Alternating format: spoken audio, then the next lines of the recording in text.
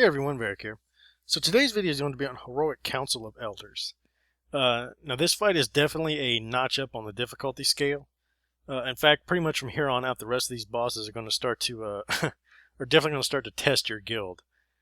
And this fight especially is pretty difficult the first few times you see it. At its base level, it's still more or less the same fight as normal mode. Obviously, stuff does more damage, but there are some subtle differences that make this fight increasingly difficult. Especially compared to some of the other heroic bosses that we've done earlier. Now, before I get started with the actual strat, there is a few things I want to mention, especially hunter-specific. This being talents and stuff, especially glyphs, I can't stress enough that you definitely want to have the deterrence glyph that increases your mitigation to 50%. And this becomes very important for one specific ability later in the fight. I'll explain then. Secondly, you definitely want to take the post-haste talent. For these sand traps. Without the post-haste talent, if you try to disengage out of these, sometimes I have that it just wouldn't work. It would pretty much stick me to the sand trap if I try to disengage. You can still move if you're quick enough. However, I still like to just disengage out of it as quickly as I can. With post-haste, you can guarantee that you're not going to get stuck in the sand trap. As far as talents go, Barrage can be pretty nice on this fight. You just have to kind of position yourself in the right way, because you definitely want to at least get 3 of the targets within line, and this is possible. Generally, you're going to be tanking Malik and Saul kind of on top of each other, and then Marley will kind of be spread off somewhat to the back. But if they're in more or less in line with each other, you can get Barrage to kind of hit all 3. And if you're lucky, if Khazra-Jim's kind of just charging all over this place, because he still does that on Heroic, you might be able to get all 4 of them there. So it's definitely a pretty decent talent. I use it over Glaive Toss for this particular fight. And Fervor definitely does come in handy because, again, if they can get lined up enough, you could get a few good multi-shots off with 3 or more targets. Just to make sure you get Serpent Sting and whatnot spread out. But that's pretty much it for hunter-specific stuff. Now, as far as the bosses go, they're still going to do basically the same attacks and their abilities, more or less. There are some subtle differences, and those, while subtle, are very important. And I'll kind of just briefly go over the same stuff that they're going to do, as far as normal to heroic, and then I'll get into specifics of each boss's change to heroic.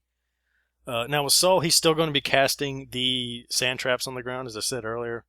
If you get this underneath, you just disengage out of it immediately. It's pretty simple to do.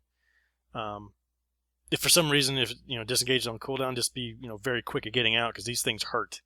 And of course, if you're standing in them for more than, I think it's 4 or 5 seconds, you're going to get entrapment. And then you're going to be in trouble. And again, you're probably just going to die because the damage is just ridiculous. Secondly, he's still going to be casting, I believe it's Sand Bolt Volley. However, on Heroic, this hurts, and it hurts a lot. In fact, I think I got 2-shotted once when he hit me with 2 of these back-to-back. I believe they do somewhere of up like 200k plus damage per hit, so... it's very important that you set up some type of interrupt rotation, or just have anybody that can interrupt, just interrupt that stuff, because dealing with all the other stuff that's going on in the fight, you can't be taking too many hits of that Sandbolt Volley, or it's just going to be a bad day. That's pretty much it, though, for Saul. He still does the same thing. The biggest thing on this fight, and a good way to gauge to see if your raid is there overall, is that if you make sure he has to die before Saul empowers. If Saul gets empowered, it's a wipe. You cannot deal with these sand ads on Heroic. They are just stupid, ridiculous damage. So if for some reason you don't have the DPS to push him to kill him before he empowers, you may have to come back and revisit this fight later. So that's a good way to gauge if you're kind of there or not. Now on to Frost King Malik. He basically still does the same 2 abilities. However, they just hurt more. Biting Cold is still, a 30-second dot on you. You definitely don't want to be around anybody else with this. Just make sure your healers are giving you some heals for this. It's not overly going to kill you. Just try to watch out to make sure you're not taking any other damage from the sand pits. Or if Khazra-Jim does that random charge, just make sure you're not anywhere near that. You don't want to be taking any other damage other than Biting Cold with it on you. Now, the biggest probably pain in the ass on this fight is the Frostbite mechanic from Frost King Malik. Now, just like on normal, this does last for 30 seconds. However, unlike normal, this thing does just ridiculous damage. In fact, for us especially, it's pretty much good chance it's going to kill you the first couple times that you get it on you. Other than deterrence, we just have no way to mitigate this damage, and it's a lot of damage, especially at the start. The key to surviving this is making sure you time your deterrence right. You definitely want to get as much of the benefit of the 5 seconds reduction that you can, but you also don't want to make sure you put it on after the initial tick. In fact, the initial tick is what's going to probably kill you. I can't give you an exact number. I think it's somewhere of up like 400 plus K damage once it starts ticking on you in the initial application, and it's killed me a few times at the start. So if you get targeted with this, and there's always a few seconds you'll know when you get it, DBM will tell you, plus you'll get like a little blue arrow on top of you letting you know that you're targeting for frostbite. Call that out immediately to your healers. They need to know that you have this as quickly as you can. And then you want to pop deterrence right before that initial application. That 50% damage reduction will probably save your life. At least gives your healers 4 or 5 seconds of half damage to get some heals and hots rolling on you. Because again, it's going to last, after the reduction to full damage for 25 seconds. And if you're not getting like focused healed, you're going to die. The damage on this, you'll know your HP just yo-yos back and forth. The full is damn near nothing the whole time it's up. And it becomes absolutely imperative that you take no other damage, meaning you cannot get anywhere near a sand trap, and you definitely can't take the charge from Khazra Jin. So just be very mindful of where you're standing and what else is going on. You just cannot afford to take the added damage along with frostbite. You'll not survive, especially if you're not very well geared. Now onto Khazra Jin. He pretty much behaves the same way. He's still going to randomly charge around the room. He's still going to leave the little path on the ground. And when he gets to the end of whoever he's charging, he'll probably knock them up a little bit. And it does a little bit more damage. It won't one-shot you. But if you have anything else going on, obviously biting cold or especially frostbite, you probably will die. So just get used to avoiding him and staying out of the way. Now the biggest difference for him is when he becomes empowered. Instead of doing his ability called Overload, he's going to do an ability called Discharge. Now, like Overload, it will reflect damage. However, it's different in its application. Now, normal Overload, I believe, was like 25% of its damage reflected back to you. Meaning that if you were low on HP or you needed to back off, it would, you could stop attacking and you wouldn't be taking any more damage. However, on Heroic, this ability changes to where it not only reflects damage to you, it reflects the 10% of your damage to everybody. And this is for anybody that's attacking, meaning that your 5 or 6 DPS that are attacking him, that 10% of their damage is being reflected back to the entire raid. So everybody's taking that extra damage, and it becomes very, very painful, especially later on in the fight with the new added mechanic, which I'll cover in a second. So if it looks like your raid is just getting hammered, you might need to back off just a little bit. However, you still need to make sure he doesn't get empowered, so it becomes kind of a tight line to walk. You have to make sure you push him before he gets empowered to get the dark energy off. But you definitely don't want to just kill your whole raid by just blasting DPS at it, so you kind of have to gauge that. So it may take a few attempts to kind of get a feel for how far you can push and how much your healers can kind of keep up with everything else that's going on. So just be very mindful of what you're doing and how much damage you're putting out on him when he has the discharge ability. He still will become stunned for 20 seconds, so that part doesn't change. Now on Tamar Lee, she basically still does the same abilities. She still will cast the Bless Lowest Spirits. However, just like on normal, ideally you never want them to reach the lowest spirits will always go off to the lowest HP Elder. You definitely don't want them to get it on normal because it just becomes an annoyance. Of course, they heal, for a certain percentage of HP. However, on Heroic, if this should happen, it's probably a wipe. You're not going to be able to push through the added damage they healed for, even from just one lowest spirit. I think we almost had a kill once when one of them did it, but it just makes the fight that much longer, and it's already a pretty tough fight. So it becomes very, very important that you make sure you stun, root, knock back, whatever you have to do to these lowest spirits, and they have to be blasted as soon as possible. They cannot stay up, and they cannot reach whichever elder they're going to. I can't stress that enough. Now, the difference with her on Heroic is instead of casting these shadowed lowest spirits, she now does an ability called Twisted Fate. And the way this behaves is When she casts this, there will be 2 adds that spawn. One in the group that's closest to her, which is usually the melee group, and then whoever's the furthest away from her. Now, ideally, you're going to have your 2 groups. Obviously, you're going to have your melee and your tanks on her, and then you're going to have your range group, out, at range. You want them to be as far apart as possible. You want to make sure you're at max range with your range group. The reason being is when these 2 adds spawn, they will slowly walk towards each other. Now, they can be slowed, stunned, knocked back, etc. So make sure you do that. However, they need to be killed as quickly as possible because the whole time that they're walking towards each other, they're dealing raid-wide damage. And the closer they get to each other, the more damage they do.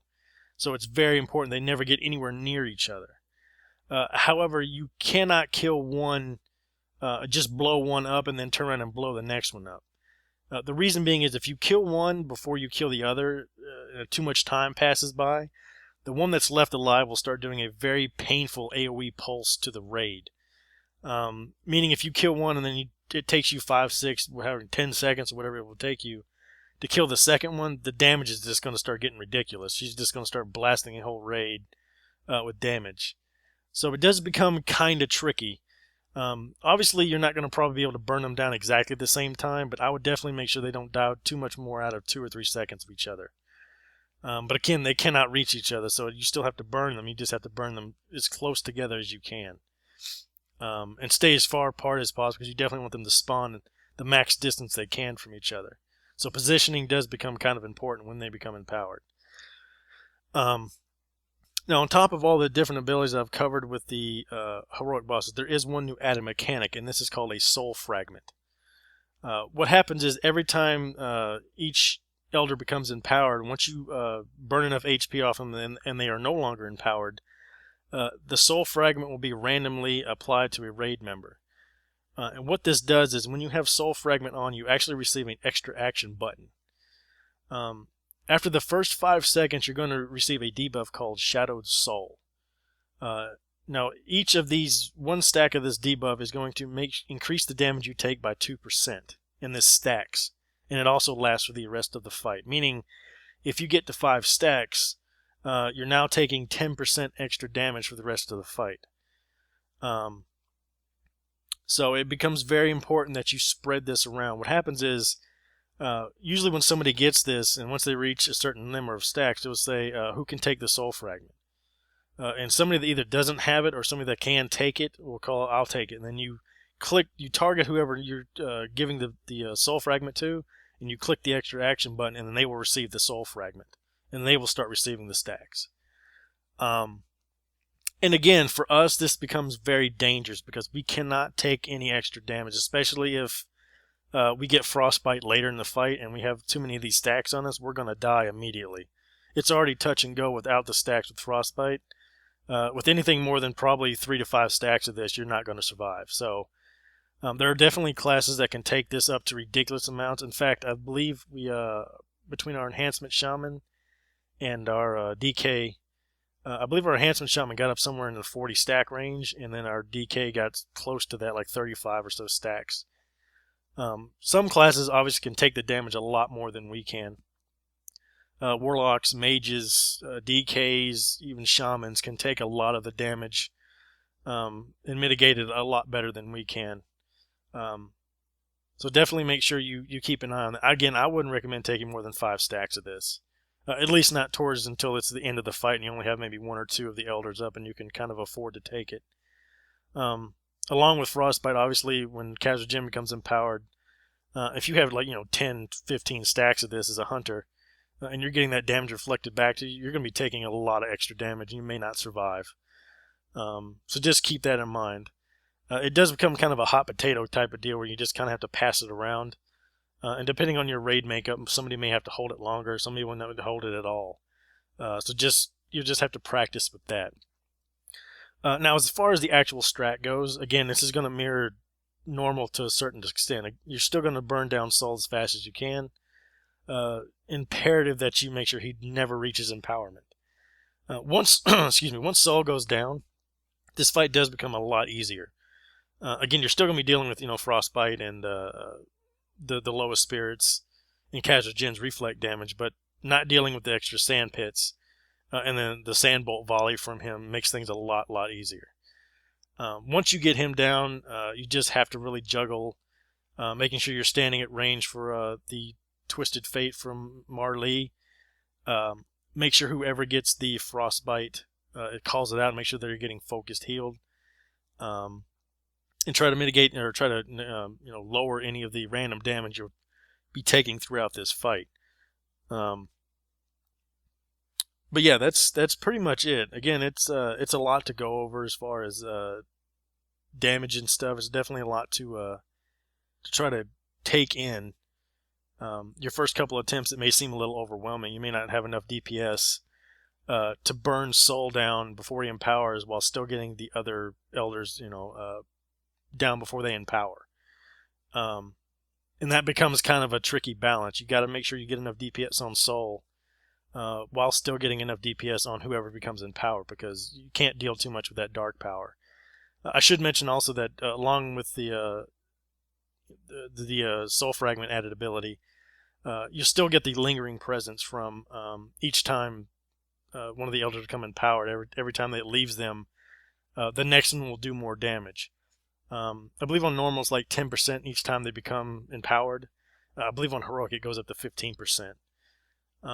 So the next time they become empowered, their damage is going to go up quite a bit. So evidently, obviously the longer the fight goes on, the more painful this becomes. But overall, again, I said it still kind of mirrors normal. It's just the frostbite, and make sure that you control the Twisted Fates. Make sure they're spread out as far as you can. Those two things are probably what's going to kill you more than anything.